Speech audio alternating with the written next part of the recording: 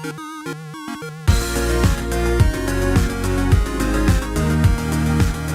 everyone, welcome back to another Anime Kingdom review. See by title below, yes, this is on episode 6 of Saekano Season 2, and this is, of course, the conclusion to Eddie D's arc. We already had Utaha's before, and this time we finally got to see Eddie D's finished off. Not really as much of like how Utaha's was, where it was kind of like her confession and her being pretty much rejected. This one we didn't really get a confession in a way, but I did understand that it's kind of like, she did get her goal, of course, which was to be, of course, #1 in his eyes. Of course, she kind of went a little overboard, saying like better than Michiru and better than Utaha. To which she was like, I never said that. But so I guess you can kind of count that as a rejection in a way. But overall, I thought it was a pretty good episode. I enjoyed a lot of the parts. We got to finally see, of course, all the stuff with Eddie. And I do admit, like I kind of saw this before I even went to look at the forums, that this episode was, it did seem kind of rushed, honestly, even as an anime watcher only.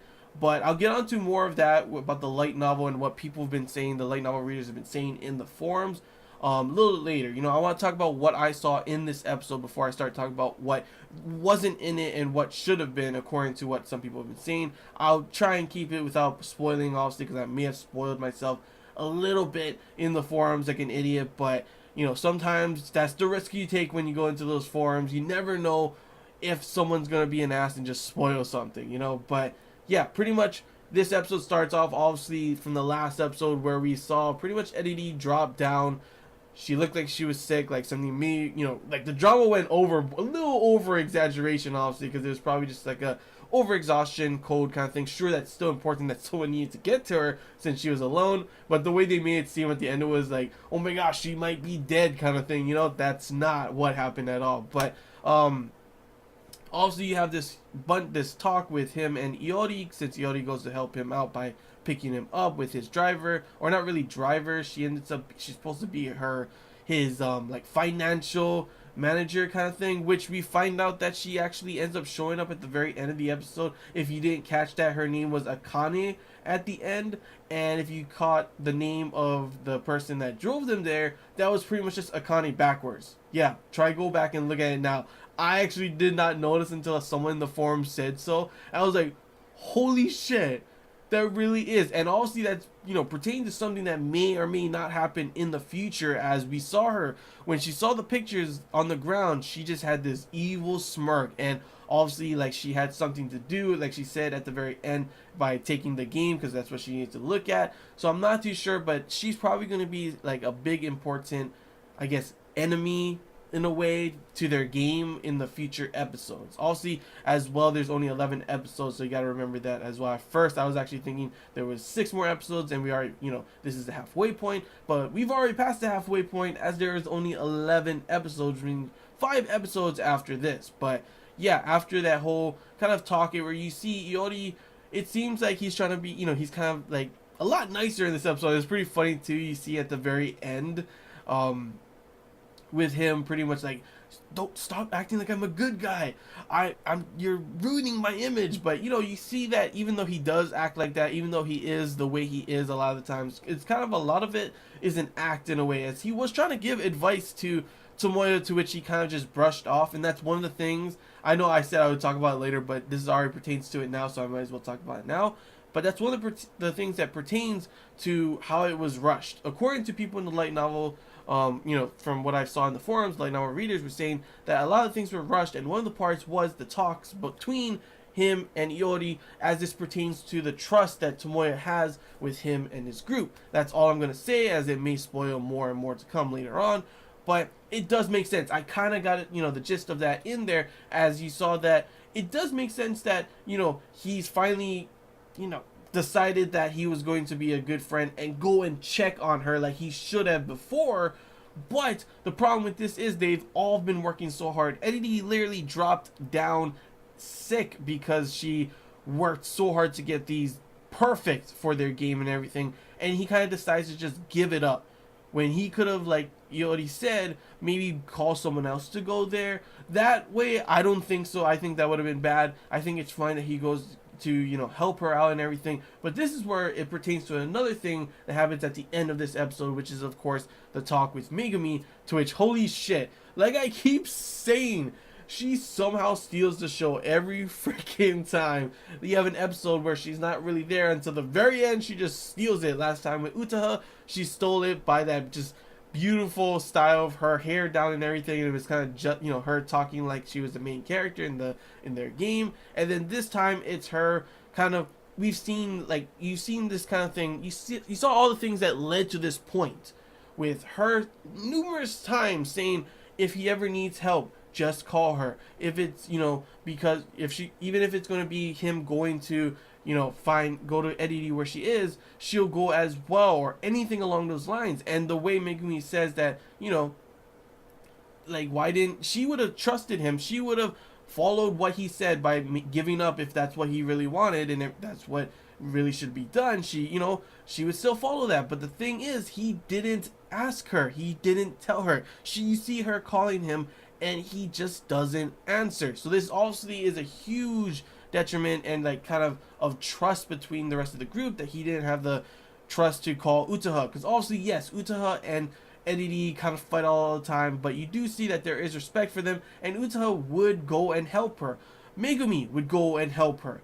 Anyone would go and help her. And if that's not what you want to do, because yes, I think it was right for him to be the one to go and help her, someone could have done, like, you know, Iori said, got the master key, the master game or whatever, and finish it up so they can turn it in on time. Megumi could have done that. She was full on board with learning how to debug and all that kind of stuff. Utaha could have helped her out. The whole team could have helped her out. But instead, his stubborn self, this is where you always get irritated by Tomoya, like, just the way he thinks. No matter what he does, it's always just like, are you kidding me? Which, of course, you have to be sorry for him a little bit as well. It's just he can never get a break. He finally fixes the, you know, the strain that was between him and Edidi. Just to, here's a new problem, and this time it's with Megumi, you know? So it's just like, oh man, I feel sorry for him, but it's definitely deserved because he really is an idiot a lot of times.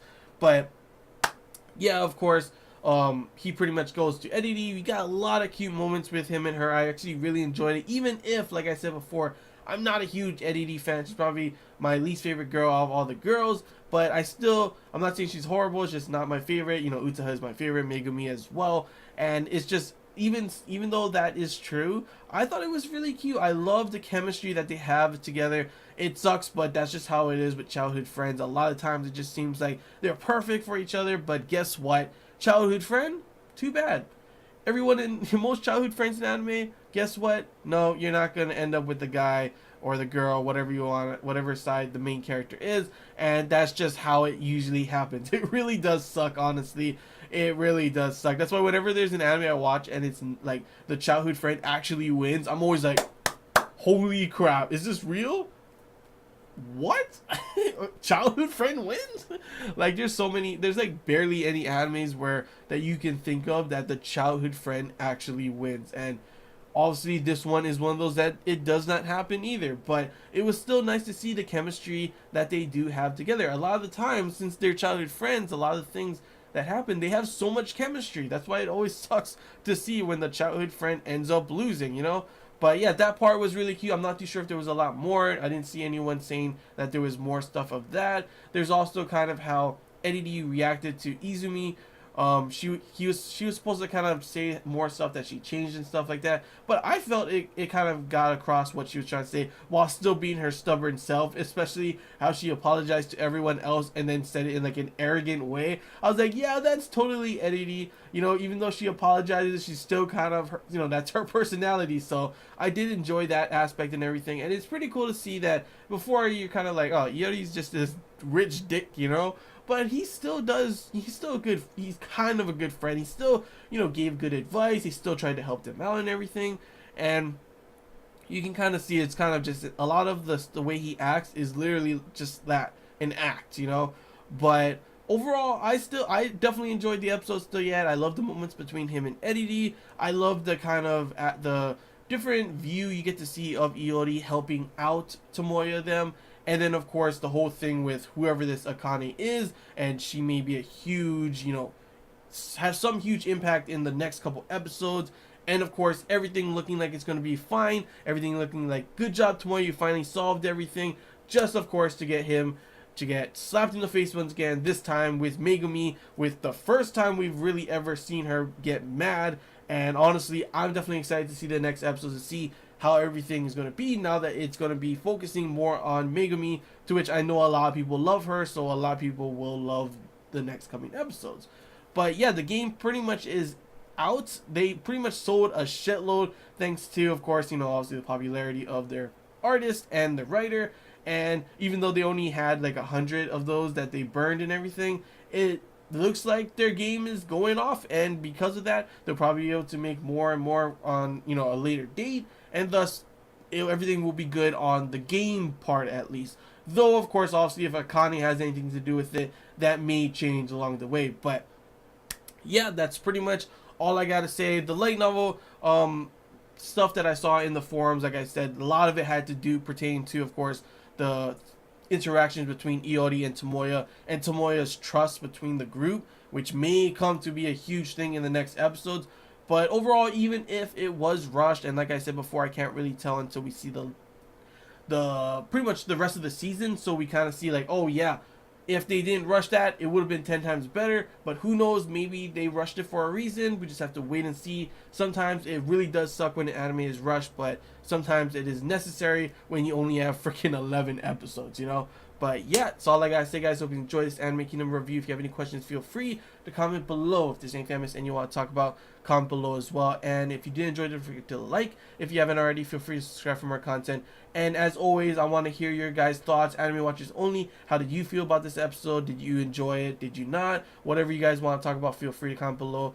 And I mean, I already saw a bunch of light novel readers talk about stuff that happened, you know, how they felt about in the forums already about the episode, but I want to hear from any light novel readers watching my review. What did you guys think about the episode? Did you think it was rushed? Or these, don't spoil obviously, but were they really big moments that needed to be adapted and it didn't, and they may cause the rest of the season to go bad?